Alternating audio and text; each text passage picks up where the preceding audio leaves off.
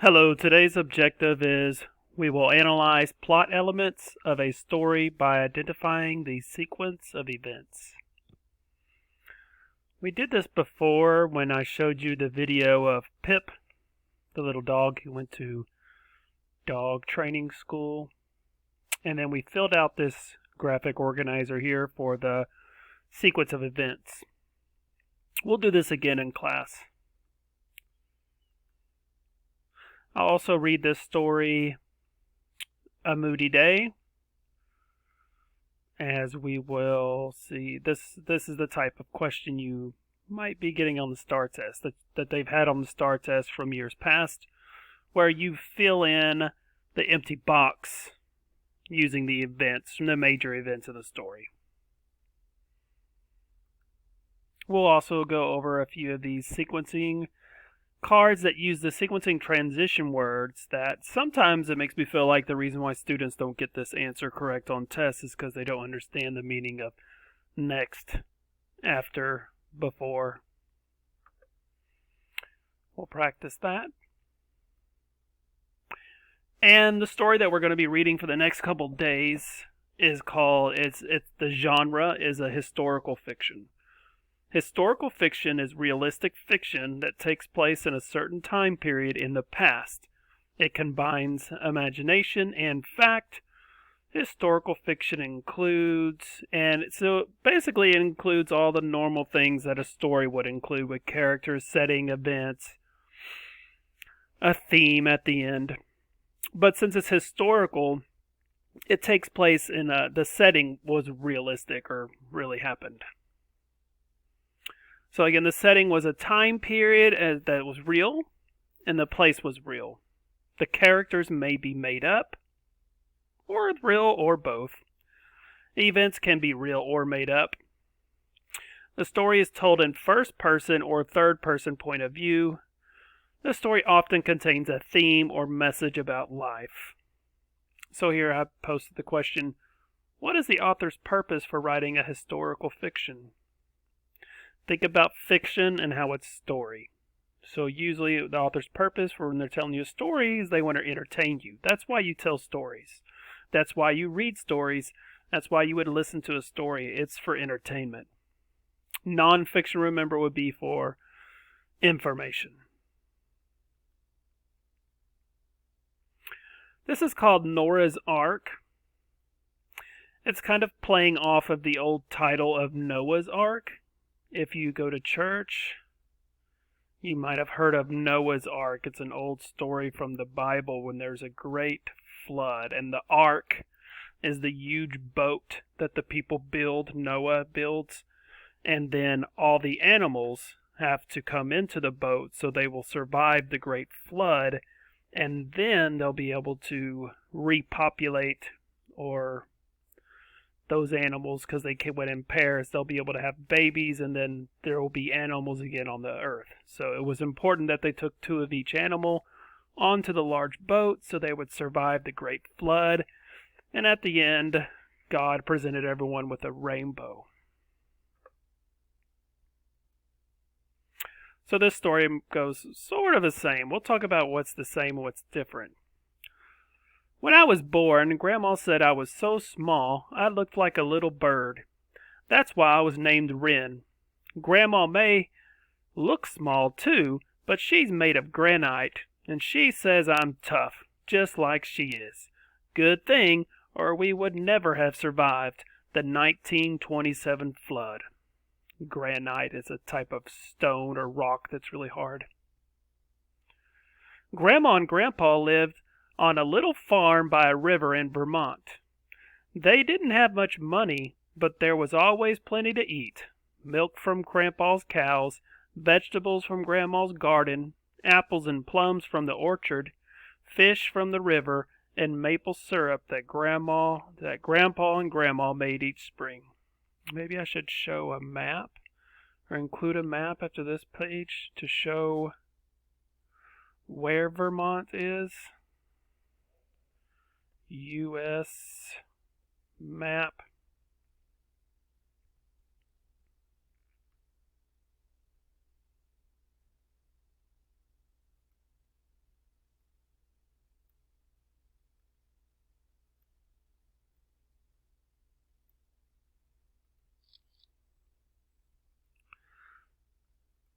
Sorry, I'm just doing this so then I will be able to show y'all where Vermont is in class.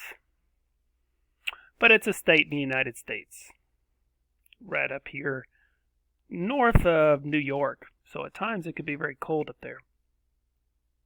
Describe the setting of the story and who is telling the story. It's important that we talk about the point of view or the person who's telling the story, because remember, it could be a narrator who's not in the story, or sometimes it's first person, and that's when a person in the story is actually telling the story. Grandpa was building Grandma a new house. It sat on a hill, and when finished it would have electricity, a wringer washing machine, and best of all, an indoor bathroom. "I don't need a new house, Horace," Grandma said. "We've lived here 40 years, raised 8 children, and been as happy as a family could be. That new house is just gravy." "What do you mean?" I asked her. Grandma thought how she could explain it to me. "You like potatoes, don't you, Wren?" "Yes, ma'am," I told her.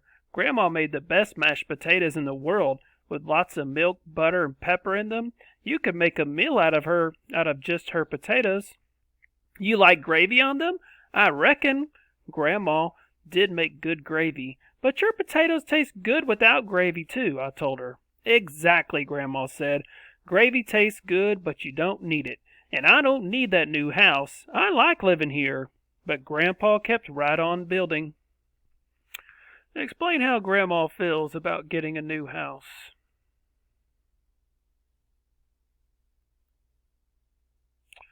When it began to rain on November 2nd, 1927, no one along the river had any idea 9 inches of rain would fall in 2 days.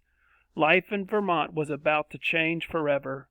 The rain came down in torrents. It drummed so loudly on the roof we couldn't talk.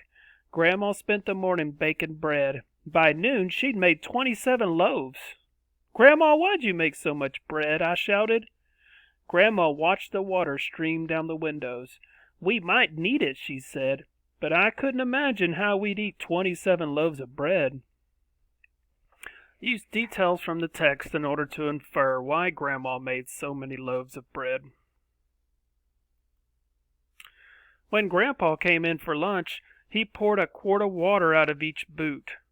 "I've never seen the river rise so fast," he said. "I think we'd best get up to the new house." For once, Grandma didn't argue. By the time she'd packed quilts, candles, her photo albums, and sack of potatoes, the water was up to the porch.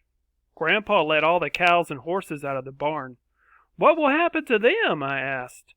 "They'll get to higher ground and be all right," he said. "Don't worry, Wren."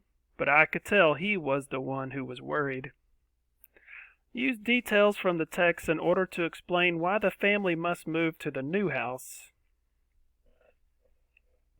You have to kind of infer that as well.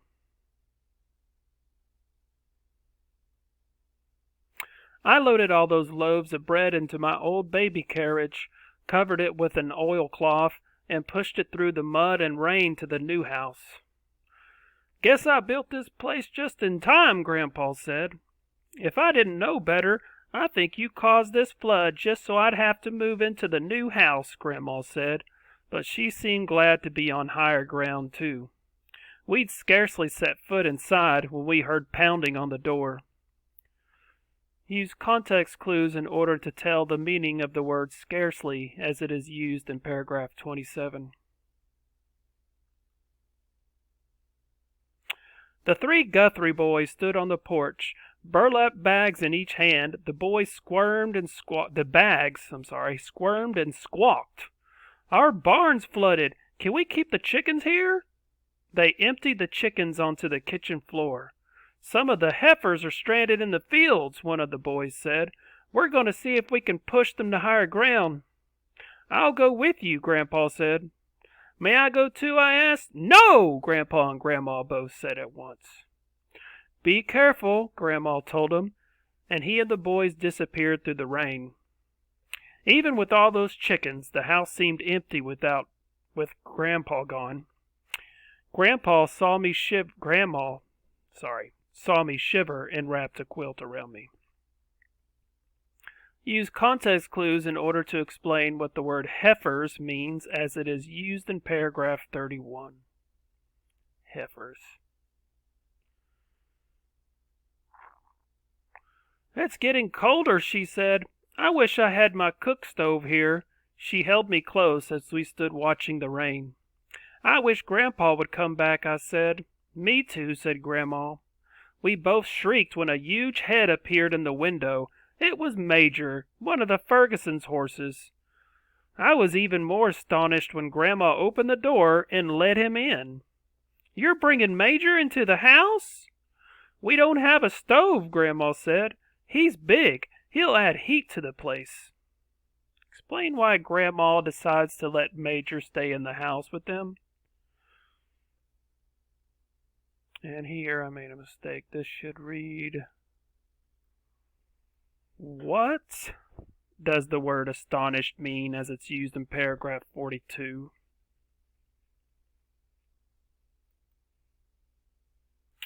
Major took up half the kitchen. The other half was taken up by loaves of bread and chickens.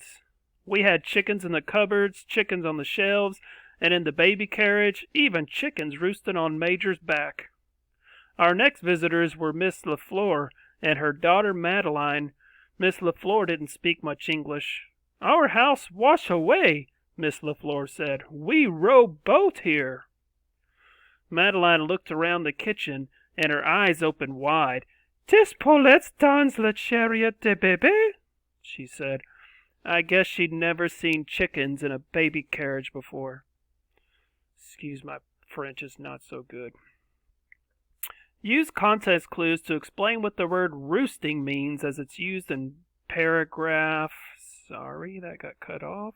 Roosting is used in paragraph 46. And I need to move this here.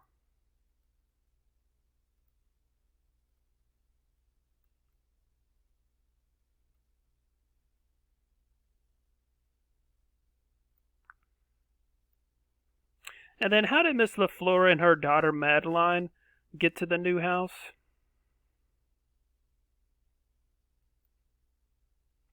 By nightfall, the house was full to bursting. Besides Miss LaFleur and Madeline, Mr. and Miss Guthrie, the Fergusons, and the Craig family had moved in, 23 people in all. There were also 3 horses, a cow, 5 pigs, a duck, 4 cats, and 100 chickens. The river rose until the house became an island, and we watched our neighbors' houses wash down the river. Explain how you know that the safety of the people's farm animals are important to them. Why do you think that is?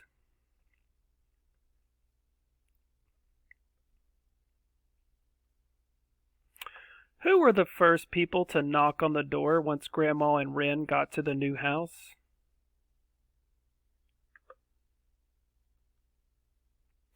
Use clues from the text in order to fill in the empty box.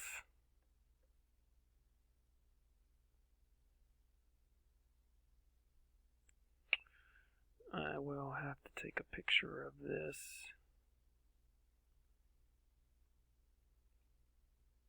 To put in the Google form.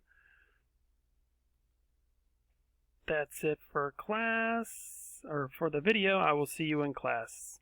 Alrighty, goodbye.